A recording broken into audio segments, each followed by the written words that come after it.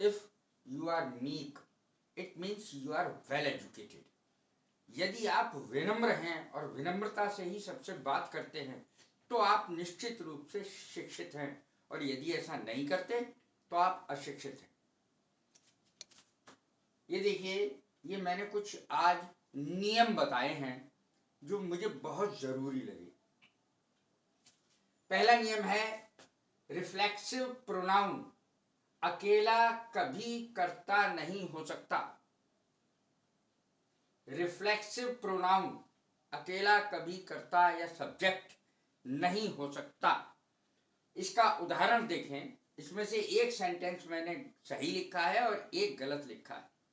पहला सेंटेंस गलत है, दूसरा सही है। मैंने ये लाल का निशान लगाया है गलत पे और सही पे काले का निशान लगाया है।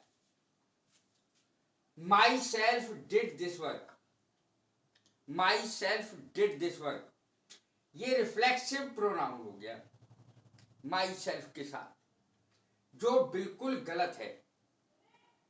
इसके साथ कोई ना कोई कर्ता आना जरूरी है। I myself did this work, ये सही है, मैंने ये काम खुद किया।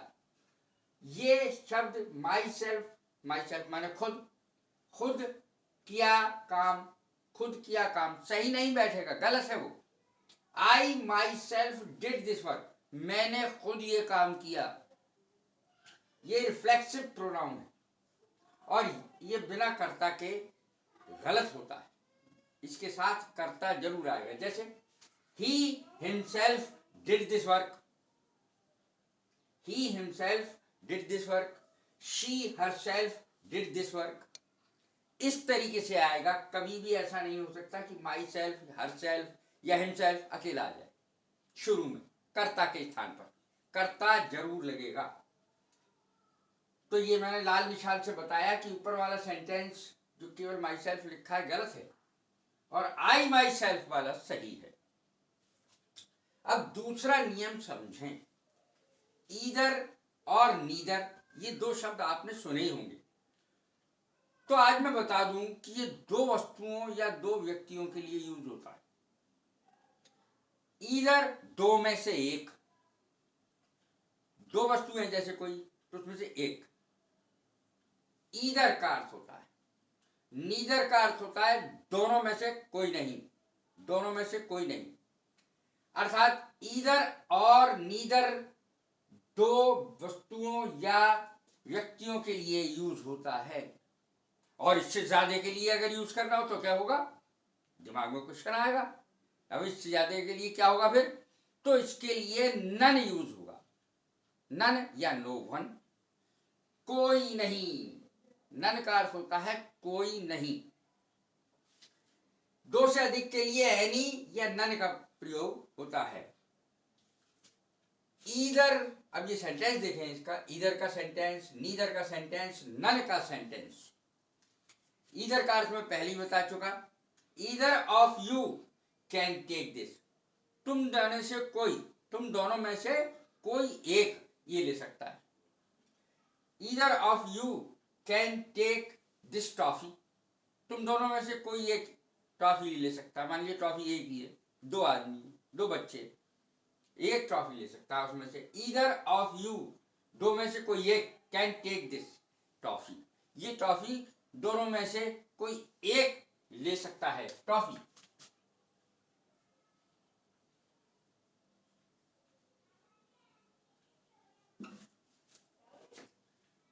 अब देखें दूसरा सेंटेंस, नीदर वाला। नीदर माने होता है दोनों में से कोई नहीं। Neither of the two pens are cheap, दोनों में से कोई पेन सस्ता नहीं है। नीदर ऑफ द टू, दोनों में से कोई भी पेन चीप सस्ता नहीं है। Neither of the two pens are cheap, दोनों में से कोई पेन सस्ता नहीं है, दोनों महंगे। चीप माने सस्ता। तीसरा नन का यूज दिखाया है मैंने। नन माने कोई नहीं, नो वन और नन एक ही अर्थ रखते। None of the 5 boys can do this, पांचों में से, ये 5 के लिए आया इसलिए से नन आया है, 4 के लिए भी नन आता, 3 के लिए भी नन आता, लेकिन 2 के लिए नीदर या ईदर आता है।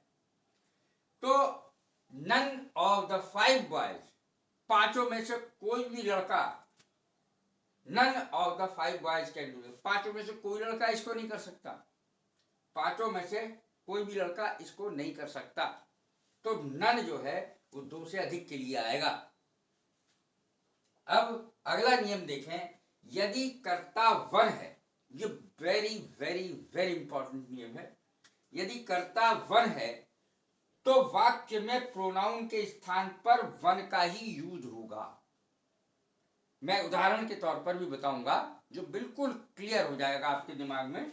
यदि कर्ता वन है यानी सब्जेक्ट जो है वो वन है, एक नहीं, वन शब्द है, वन, ONE, वन है, तो वाक्य में प्रोनाउन के स्थान पर ONE, वन का ही प्रयोग होगा। जैसे एक सेंटेंस मैंने गलत लिखा है, एक सही लिखा है, पहला सेंटेंस गलत है, दूसरा सेंटेंस सही है। One should do his duty, sentence गलत है क्योंकि इसमें हिज लगा हुआ है। वन के साथ अगर कर्ता या सब्जेक्ट वन है तो यहां वंश आएगा, हिज कभी नहीं आएगा या कुछ और नहीं आएगा, केवल वंश ही आएगा। इसलिए सही सेंटेंस क्या हुआ, one should do once duty, प्रत्येक को अपनी ड्यूटी करनी चाहिए। One should do his duty नहीं, उसकी ड्यूटी नहीं, प्रत्येक को अपनी ड्यूटी करनी चाहिए। One should do his duty गलत है, one should do once duty बिल्कुल सही है। ये जो मैंने बताए हैं नियम, ये कॉम्पिटिटिव एग्जाम्स, जो कॉम्पिटिशन्स होते हैं उसके लिए भी बेहद आवश्यक है ये नियम जानना, और वैसे भी स्टूडेंट्स के लिए भी बहुत ज़्यादा जरूरी है, और जो अंग्रेजी लिखते हैं पढ़ते हैं उनके लिए तो जरूरी है ही है। One should do once duty, not his, his नहीं आएगा यहाँ। अब अगला नियम है ईच अदर, दो के लिए, तथा वन अनदर, दो से अधिक के लिए प्रयोग किया जाता है। देखें फिर से, ईच अदर दो के लिए, ईच अदर दो के लिए आएगा, और वन अनदर शब्द जो है वो दो से अधिक के लिए आएगा। और होता अर्थ यही है, एक दूसरे के लिए, ईच अदर एक दूसरे के लिए, वन अनदर एक दूसरे के लिए, हिंदी का अर्थ दोनों का एक सा है। लेकिन दो के लिए ईच अदर और दो से अधिक के लिए वन अनदर ये आएगा। सेंटेंस देखें, दोनों का सेंटेंस मैंने बना करके समझाया है, अब बिल्कुल समझ में आएगा। Ram and Shyam love each other, Ram and Shyam love each other, Ram और श्याम एक दूसरे को प्रेम करते हैं। Ram and Shyam love each other, दो हैं, राम है और श्याम है, दो हैं, इसलिए ईच अदर का प्रयोग होगा। Ram and Shyam love each other, एक दूसरे को प्रेम करते हैं। These three children love one another, ये तीन बच्चे एक दूसरे को बहुत प्रेम करते हैं। तीन बच्चे, these three children love one another, तो दो से अधिक के लिए क्या आया, वन अनदर, वन अनदर। तो ये चीज कभी ना भूलें। These three children love one another, दो के लिए आया each other, EACH, each other, OTHER, other, एक दूसरे को, एक दूसरे को। तीन के लिए या दो से अधिक के लिए वन अनदर का प्रयोग होगा। ऐसे ही मैं एक अलग से बात बता दूं, मान लिया दरवाजे पे कोई आया, हम पूछते हैं हु इज देयर, वहां कौन है, हु इज देयर, वहां कौन है, तो ज्यादातर हम क्या करते हैं कि इट इज मी कह देते हैं, it is me. Rules and regulations के अनुसार, नियमों के अनुसार इट इज मी गलत है। क्या आएगा, इट इज आई, मैं हूं, इट इज आई, अर्थात सब्जेक्ट आएगा, सब्जेक्टिव केस आएगा, नॉमिनेटिव केस आएगा। जैसे it is I, it is me, इतना सही नहीं है, बोला जरूर जाता है इट इज मी, लेकिन इट इज आई सही है। तो ये मैंने कई आपको नियमों की जानकारी दी जो आपके लिए बेहद आवश्यक है, और जो बच्चे कंपटीशन में भाग लेते हैं उनके लिए भी ये चीजें जानना अनिवार्य है।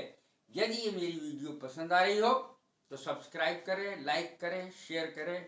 God bless you, thank you very much.